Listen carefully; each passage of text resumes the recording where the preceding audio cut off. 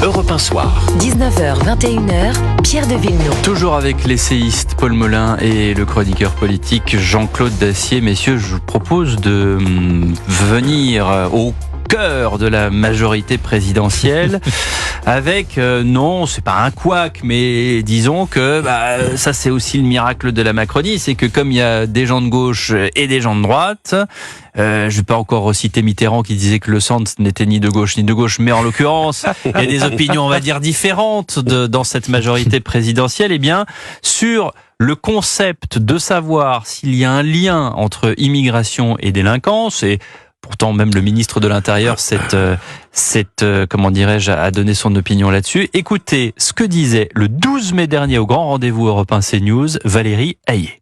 Je ne fais pas de lien, comme le fait le Rassemblement national, entre l'immigration et la délinquance. Ça peut exister, effectivement, on a des cas, c'est plus que ça existe, on a des cas, effectivement, de personnes d'origine étrangère ou de migrants qui commettent des actes de délinquance. C'est une réalité. Néanmoins, je n'essentialise pas les gens. Il faut donner un exemple. Lassana Bathily, qui est le Malien qui a sauvé des Français au moment de l'attaque de l'hypercachère. Si on suit le raisonnement du Rassemblement national, ça voudrait dire que par essence, il est un délinquant. Le Rassemblement national, il vient là sur les plateaux télé, il fait des commentaires, il propose rien. Ou en tout cas, quand on agit au Parlement européen, il n'y a plus personne. Et alors ce matin, à la grande interview de Laurence Ferrari, Europe 1 CNews, une autre personnalité de la majorité, en l'occurrence la députée Maude Brejon.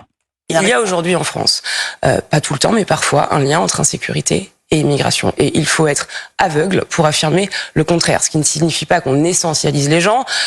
Un étranger n'est pas forcément égal à un délinquant, mais néanmoins, il y a parfois un lien. Le président de la République l'a dit, le ministre de l'Intérieur l'a dit.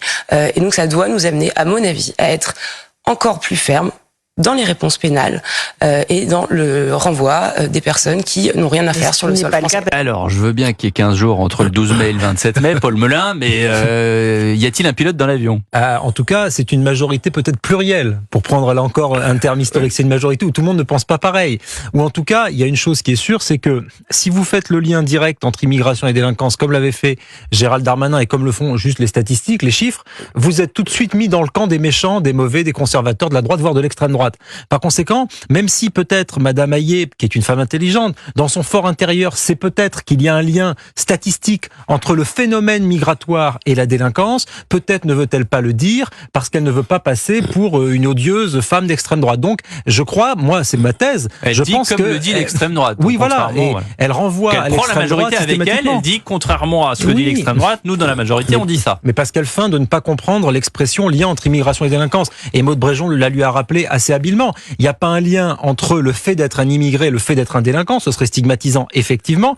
Par contre, il y a un lien entre le phénomène migratoire et l'incidence qu'il a sur la délinquance. En témoignent des séries statistiques sur les crimes et délits en région parisienne, sur le nombre d'étrangers, 25% dans nos prisons, des faits qui sont tangibles et, me semble-t-il, assez indéniables, sans faire un lien essentialisant ou existentiel entre immigrés et délinquants, bien sûr. Jean-Claude Dacier. Madame Hayé est, une fidèle interprète de la pensée d'Emmanuel Macron.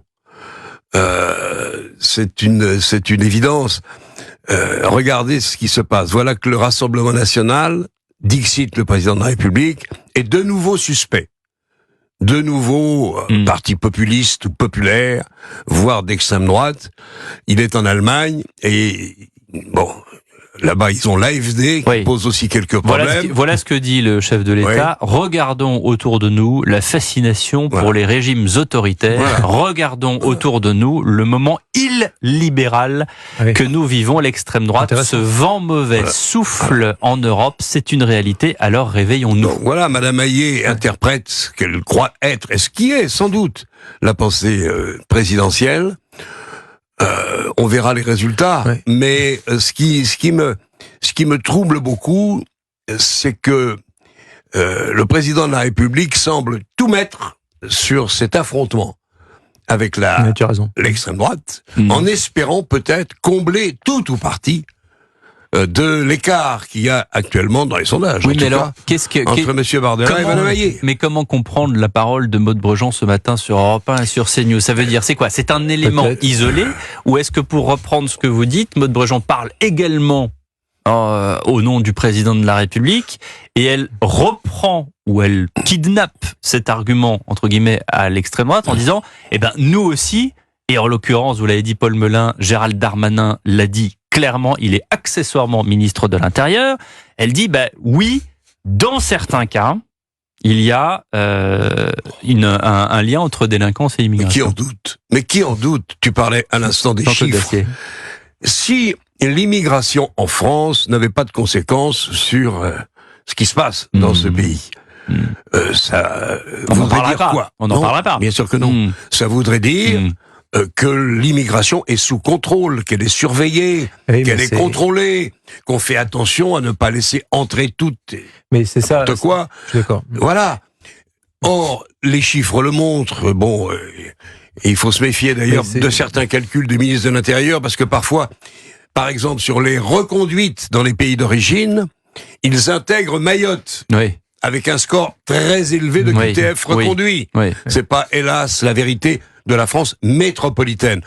Donc voilà, il n'y a pas de doute pour les Français que le climat que nous vivons actuellement, avec le couteau qui devient l'arme suprême... On va en parler. On va en parler, est lié en partie, pas en totalité, tu as raison de le dire et de le souligner, au phénomène migratoire totalement hors de contrôle. Mais je suis d'accord avec ce qui vient d'être dit. Et en fait, le problème, c'est que si jamais Valérie Ayé ou Emmanuel Macron venaient à faire le lien entre immigration et délinquance clairement, ce serait un désaveu pour leur politique migratoire, parce que vous ne pouvez pas dire aux Français, je considère qu'il y a un lien entre immigration et délinquance, mais je vais faire rentrer 300 ou 400 000 immigrés supplémentaires tous les ans. Sinon, les Français diraient, mais attendez, soyez cohérents, Monsieur le Président. Si vous faites un lien entre immigration et délinquance et que pour vous, les flux migratoires engendrent un surplus de délinquance, eh bien, stoppez ou réduisez, maîtrisez mieux l'immigration.